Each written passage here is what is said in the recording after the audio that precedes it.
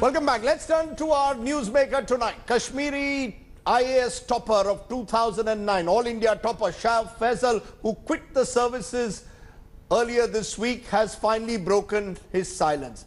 Faisal says he quit to remind the central government of its responsibility towards the state of Jammu and Kashmir and the continuing killings in the state. He had quit the service on Wednesday amidst reports that he may be joining former Chief Minister Omar Abdullah's National Conference and contesting elections this year. Let's then take a look. Let's be joined by our newsmaker today, Shah Faisal, breaking his silence, joining me tonight. Appreciate your joining us, Shah Faisal. You resigned from the IAS in January 2019, protesting against the continuing killings in the valley. Why have you resigned now? Why in this election year, 10 years after joining the service, the killings, Shah Faisal, didn't start in the last year? I think I had the choice to choose the timing of my resignation because it was a very important thing for me. I had just one job, I had just one life, and I could use it only once. So I took some time to think about whatever was happening around me, and I thought about it in my mind and thought about solutions, thought about what possibly can be done about it. And I needed a proper time to do it, and I realized that this was the proper time to do it. I didn't want to have a knee-jerk reaction to something. Right. I wanted to have a very calibrated, very well thought-out response. Are you saying your resignation is not linked to the fact that we are in an election year, that elections are on the anvil, the fact that many are saying you are possibly seeing a political career for yourself? There's absolutely nothing wrong in that.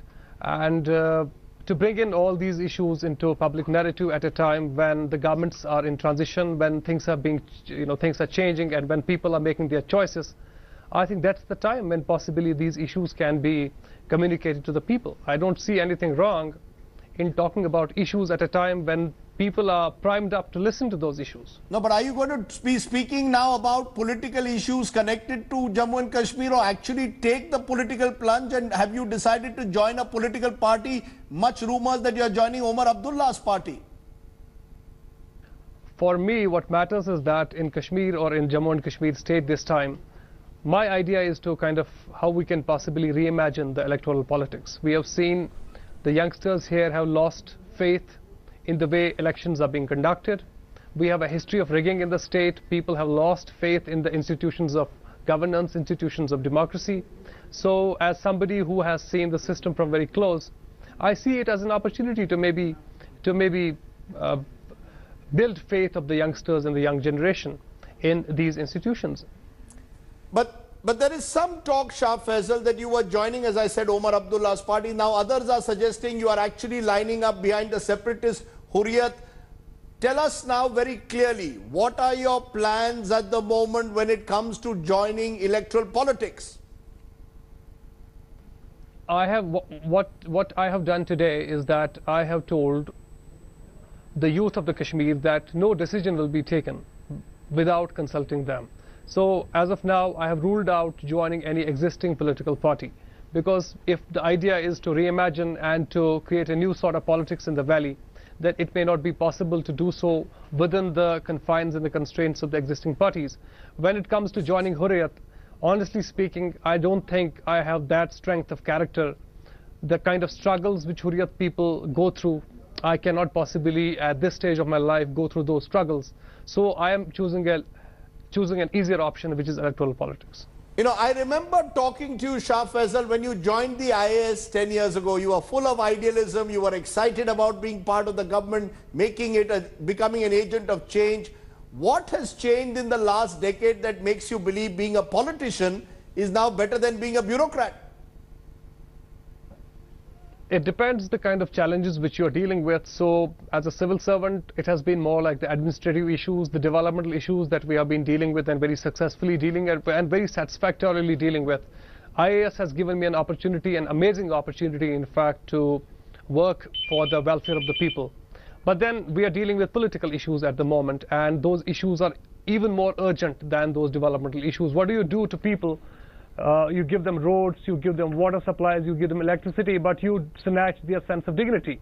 You disempower them, you depoliticize them. What do you do with that? So what do you do with that road and water and electricity connection? So basically, if there's a problem, which is a political problem, it's important that the response also will have to be political. You know, also when you topped that exam a decade ago, you were seen as a role model, a Kashmiri topping the All India IAS exams. Today there are voices on social media who say that by leaving the IAS in protest of the killings in the valley, you have let down the Indian state, you are speaking the language of separatists, that the nationalist Shah Faisal is now anti-national. What would you tell them today? I think people of India need to be made to understand the ground realities in Kashmir. I have been here for 10 years. I'm somebody who has been part of the Indian steel frame. I'm not somebody who's going to lie and get carried away by emotions.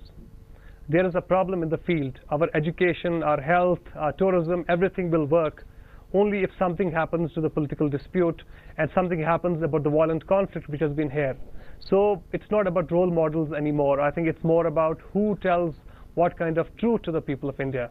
I think people of India should appreciate that I'm being very forthright and honest with them, and I'm telling them the truths which possibly no one has told them before.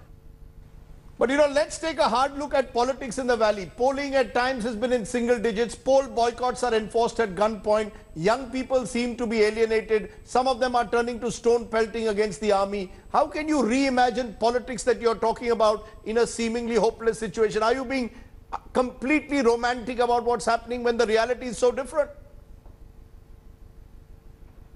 Gun has a context. Gun has not been here always. Gun came after 1987. In fact, gun, it was the failure of democracy that brought gun into Kashmir. And my belief is that if somehow we can strengthen the institutions of democracy, people will not need a gun to express themselves. People will be expressing themselves through different means.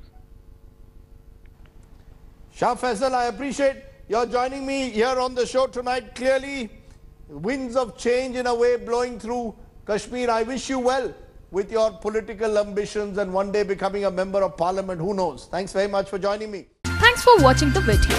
For more such news and updates, please like, share and subscribe to India Today. Also check out our other great videos from our channel. We know you would love to.